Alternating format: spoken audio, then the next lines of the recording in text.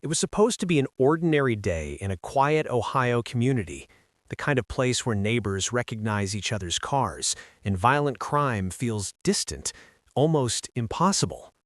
But that sense of safety shattered when police responded to a chilling scene that would soon dominate headlines across the state and beyond. Inside a family home, officers discovered a brutal crime that left investigators stunned and an entire community searching for answers. At the center of the case was a woman known not only as a wife and a mother, but also as someone deeply connected to those around her. Friends described her as dedicated, driven, and fiercely protective of her children. To outsiders, her life appeared stable, rebuilt after a difficult divorce, focused on the future rather than the past. But behind closed doors, unresolved tension and long-standing conflict were quietly brewing. From the very beginning, detectives suspected this was not a random act of violence. There were no obvious signs of forced entry, no evidence suggesting a burglary gone wrong. Instead, the crime scene pointed towards something far more disturbing, a targeted attack, possibly carried out by someone who knew the victims personally. As investigators worked through the initial evidence, attention quickly turned to the woman's past, specifically her divorce. What initially seemed like a standard civil separation would soon reveal layers of conflict, resentment, and legal disputes that refused to stay buried. Court records, text messages, and witness statements began painting a picture of a relationship that ended on paper but continued to cast a long shadow. The woman's ex-husband, once part of her everyday life, now became a key figure in the investigation. Authorities did not immediately name him as a suspect, but they acknowledged that former partners are often among the first people investigators examine in domestic homicide cases. What followed was a careful, methodical process, one where every detail of the past was scrutinized under a forensic lens. Detectives retraced timelines, reviewed digital footprints, and interviewed anyone who had witnessed the couple's relationship deteriorate. Friends recalled heated disagreements during the divorce. Legal documents revealed disputes over finances, custody arrangements, and personal boundaries. None of it was illegal on its own, but together it raised unsettling questions. As the case unfolded, the emotional toll became impossible to ignore. Family members struggled to process how someone they loved could become the center of such a horrifying investigation. The children, caught between grief and confusion, became a silent reminder of what was truly at stake. Prosecutors would later describe the crime as not only violent, but deeply personal. Meanwhile, public interest exploded.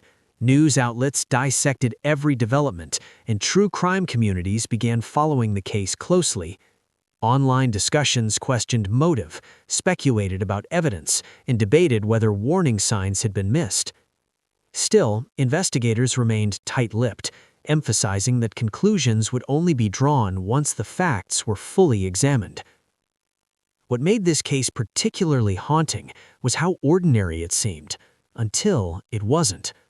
A divorce finalized years earlier, a new chapter begun, and yet, prosecutors would later argue that unresolved anger and obsession never truly disappeared. Instead, they lingered quietly, waiting for the right moment to surface. By the time the investigation reached its next phase, authorities believed they were no longer looking at a mystery, but at a case built on patterns, planning, and deeply rooted emotional conflict. The past, they argued, had finally collided with the present, in the most tragic way possible. In the next part, we'll take a closer look at how the divorce itself became a crucial piece of the puzzle, and why investigators believe those legal documents may hold the key to understanding what really happened. When investigators began digging into the past, one chapter demanded closer attention than any other: the divorce. On the surface, it looked like a routine legal separation, finalized years before the murders, but as detectives reviewed court filings and spoke with people who knew the couple, it became clear that the story was far more complicated. The marriage had once appeared promising. Friends recall a couple who seemed ambitious and focused on building a future together. But according to legal records, cracks began forming early. Disagreements over finances, career priorities, and personal boundaries slowly transformed into constant tension. By the time the divorce papers were filed, the relationship was already deeply fractured. Court documents show that the divorce process itself was not entirely peaceful. While there were no public allegations of violence, filings reflected ongoing disputes that extended well beyond simple incompatibility. Requests for privacy protections, restrictions on communication, and clearly defined boundaries suggested a relationship that had become emotionally volatile. Investigators later described these documents as quiet warnings. Nothing in the paperwork explicitly predicted violence, but taken together, they revealed a pattern of control issues and unresolved resentment. One of the most telling elements was how firmly the divorce agreement emphasized separation. Legal language barred unannounced visits, restricted contact, and formally divided financial responsibilities. Attorneys familiar with domestic cases note that such provisions are often included when trust has completely broken down. Friends of the victim told investigators that even after the divorce was finalized, the tension did not fully disappear. According to multiple accounts, there were moments when the ex-husband struggled to accept how completely her life had moved on. She had rebuilt her world, emotionally, socially, and eventually with a new partner, while he appeared stuck in the past. Text messages and digital communications, later reviewed by authorities, revealed occasional attempts to re-establish contact. While some messages were neutral, others carried an undertone of bitterness and fixation. Prosecutors would later argue that these interactions showed unresolved emotional attachment rather than healthy closure. From an investigative standpoint, this mattered. Criminologists often point out that domestic-related homicides rarely occur without a history. They're frequently preceded by emotional dependency, loss of control, and an inability to accept separation. While most divorces do not end in violence, cases that do often follow similar psychological patterns. As detectives continued piecing together the timeline, they began to question whether the divorce truly represented an ending or merely a pause. Legal experts reviewing the case later explained that divorce records can offer powerful insight into motive. Financial disagreements, perceived humiliation, and loss of identity can all act as long-term stressors. When combined with emotional obsession, those stressors may escalate over time rather than fade. Investigators also examined how the victim's new life may have intensified lingering resentment. Her remarriage, expanding family, and visible happiness painted a stark contrast to the past. For someone unable to let go, that contrast can become deeply triggering.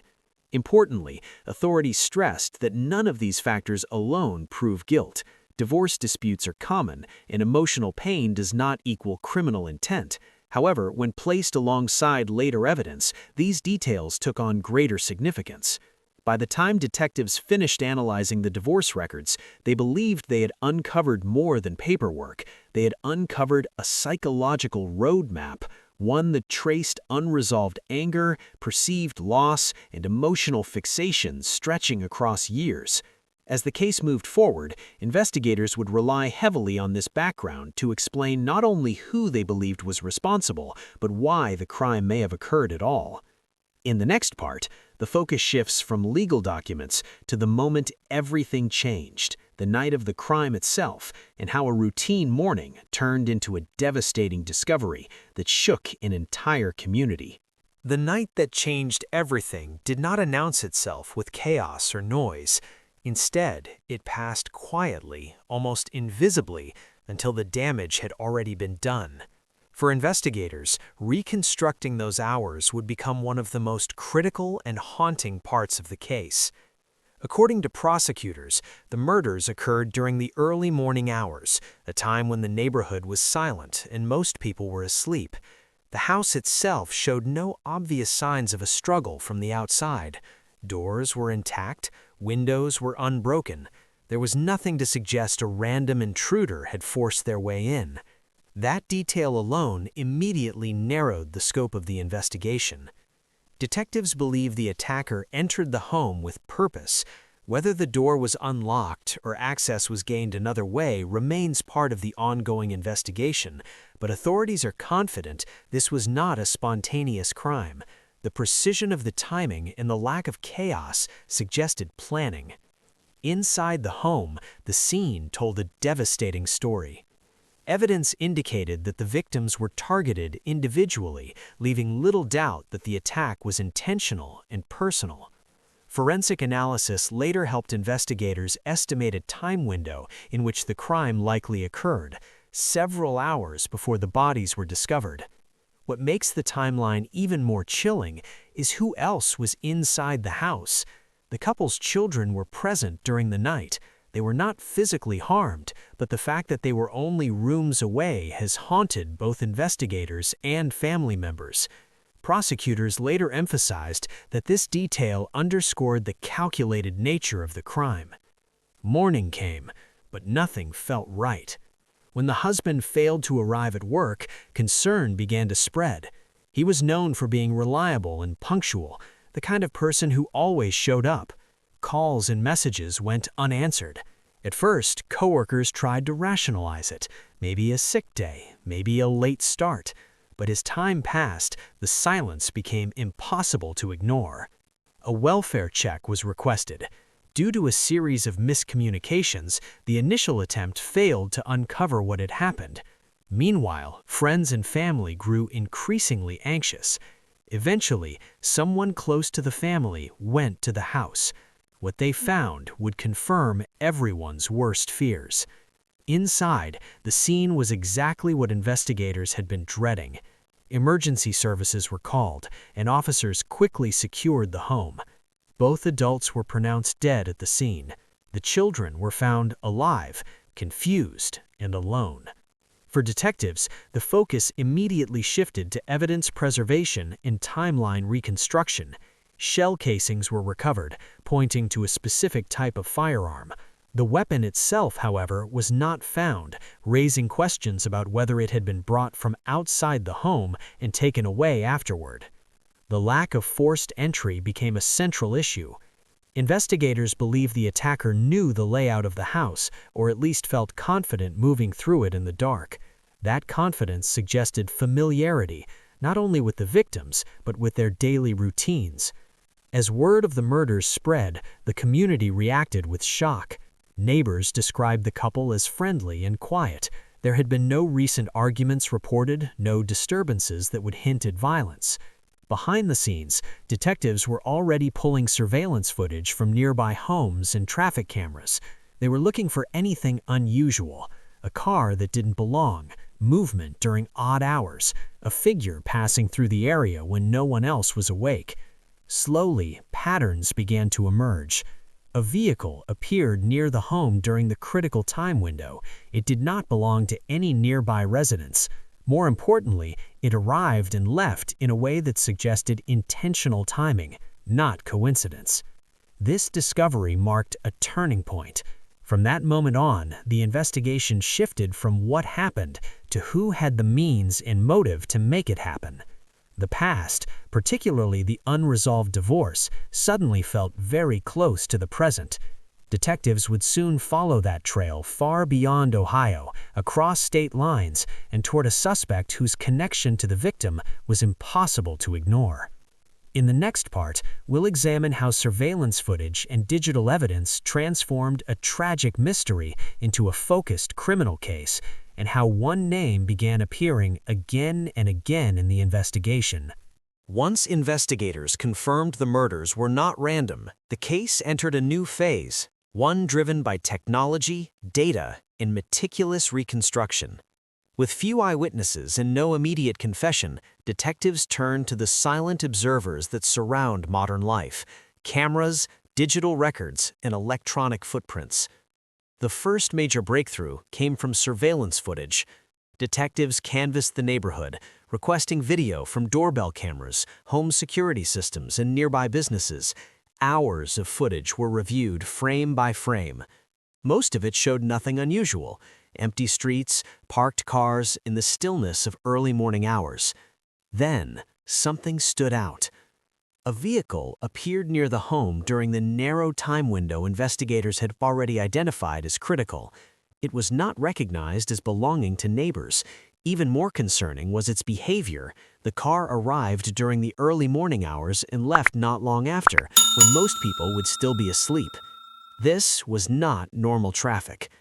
Using traffic cameras and license plate readers, investigators began tracking the vehicle's movement. What they discovered changed the entire direction of the case.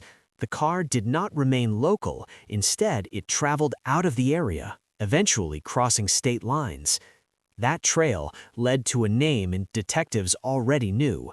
Records showed the vehicle was linked to the victim's ex-husband. For investigators, this connection was impossible to ignore. While being a former spouse does not automatically imply guilt, the combination of motive, timing, and location raised serious concerns. Prosecutors would later argue that this was not coincidence, but calculated movement. Digital evidence further supported that theory. Cell phone data placed the suspect's device in locations consistent with the vehicle's path. Investigators examined tower pings, GPS data, and usage logs to reconstruct movements before and after the murders. According to court filings, the data suggested deliberate travel rather than spontaneous activity. Financial records were also reviewed. Fuel purchases, toll activity, and timestamps helped investigators confirm the timeline.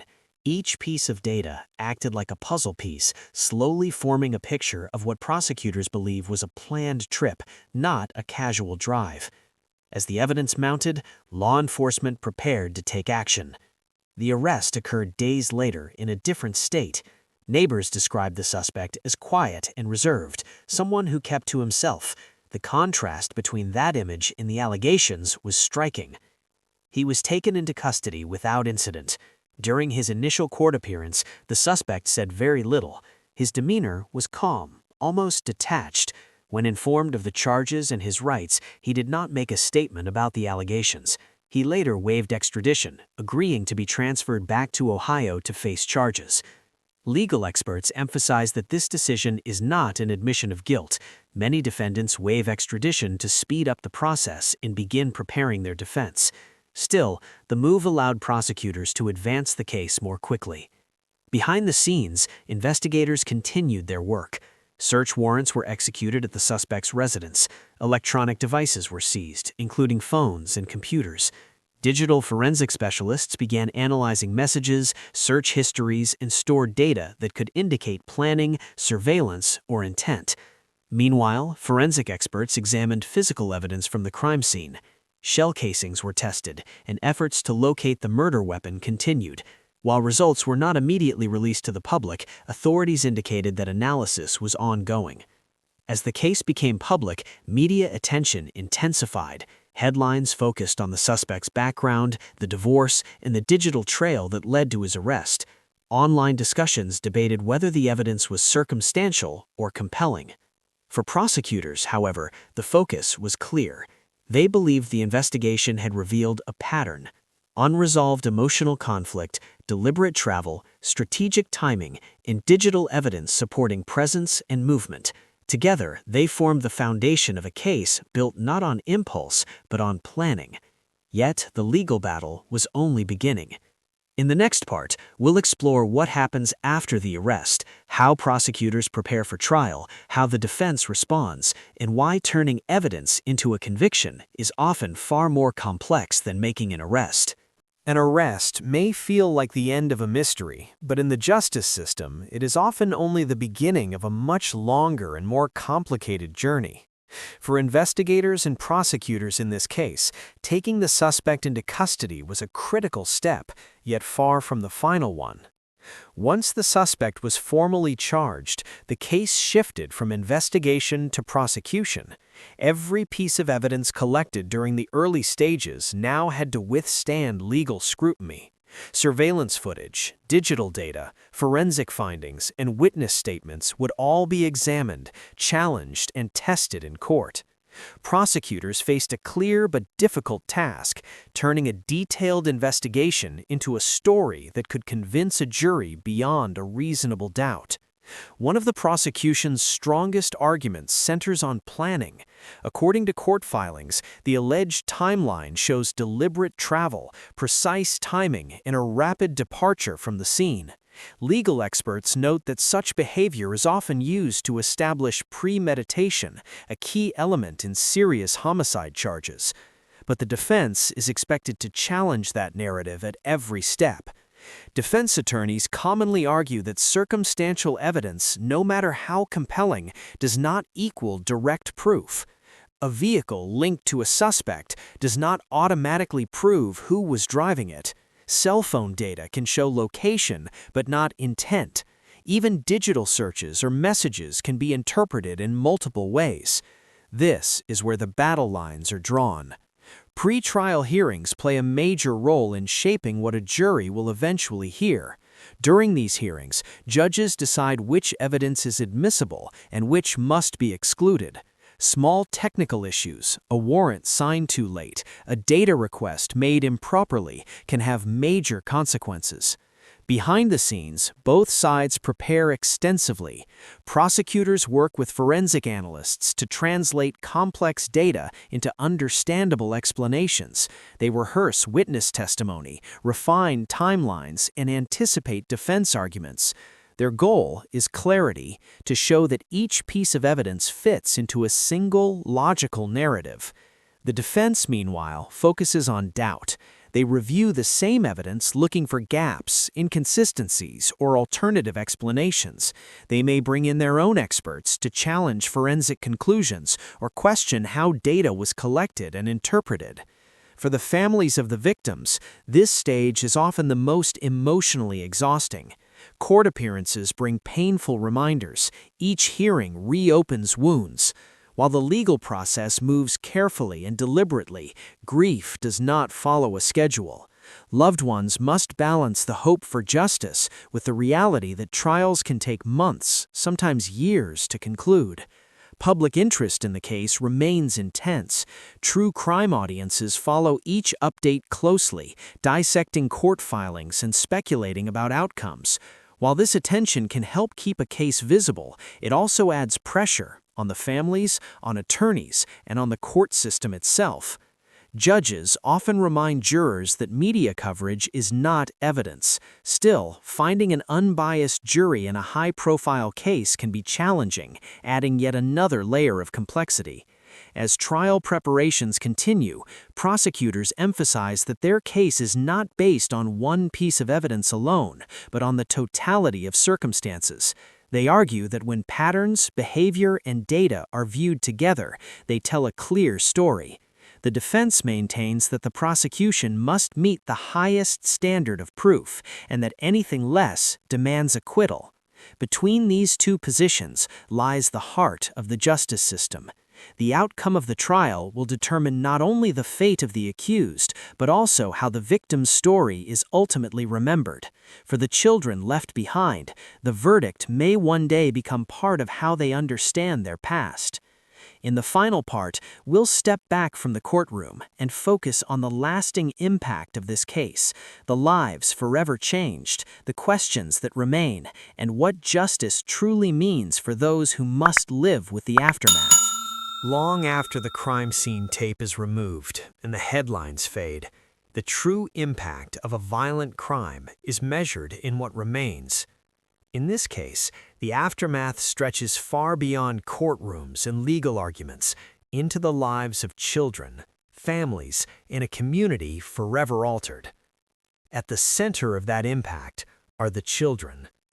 Too young to understand the full weight of what happened, they were suddenly thrust into a world without the parents who once defined their sense of safety.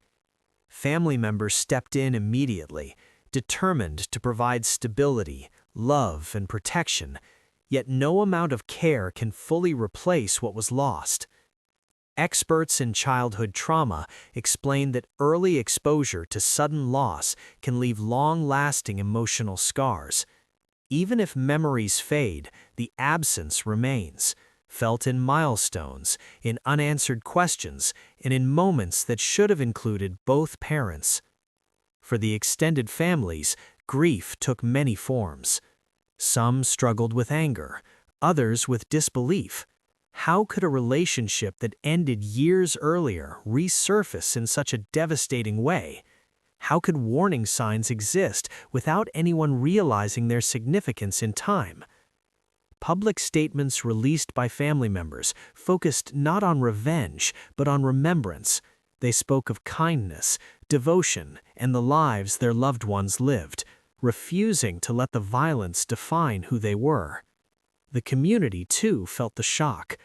Neighbors described a quiet street where nothing like this had ever happened. Vigils were held, candles were lit. People who had never met the victims still felt connected by the shared sense of loss and vulnerability. It was a reminder that even the most familiar places can be forever changed in a single night. As the legal process continues, the case remains under close public watch. Court hearings, filings, and procedural delays have become part of an ongoing narrative, one that moves far slower than public curiosity would like. Legal analysts caution that justice is rarely swift in complex cases. Appeals, motions, and evidentiary challenges can stretch proceedings for years. While frustrating, these steps exist to protect the integrity of the process. Still, for those waiting, time feels different.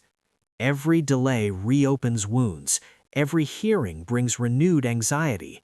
Families must balance the desire for closure with the reality that outcomes are never guaranteed. The case also raises broader questions, ones that extend beyond a single crime. How should unresolved conflict be recognized and addressed before it escalates?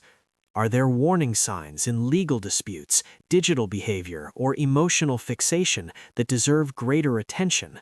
And how can systems better protect those rebuilding their lives after separation? Criminologists note that many domestic-related homicides share common threads: loss of control, obsession, and the inability to accept change. While most divorces end without violence, the rare cases that turn deadly often leave behind a trail of overlooked signals. Recognizing those patterns does not offer simple solutions, but it may offer awareness. As for justice, its meaning varies depending on perspective. In the courtroom, justice is measured in verdicts and sentences. For families, it may mean accountability, truth, or simply acknowledgement of harm. For the children, justice may one day mean answers and the freedom to define their own future. What cannot be undone is the loss. 2 lives ended, 2 childhoods forever reshaped, a past that refused to stay buried collided violently with the present. As this case continues its path through the legal system, one truth remains clear. The aftermath of violence does not end with an arrest. It lives on in memories, in absence, and in the quiet determination of those left behind to move forward. In remembering the victims, the focus shifts away from the accused and back to what truly matters: the lives that mattered, the love that existed, in the responsibility to learn from tragedy so that fewer families must endure the same pain.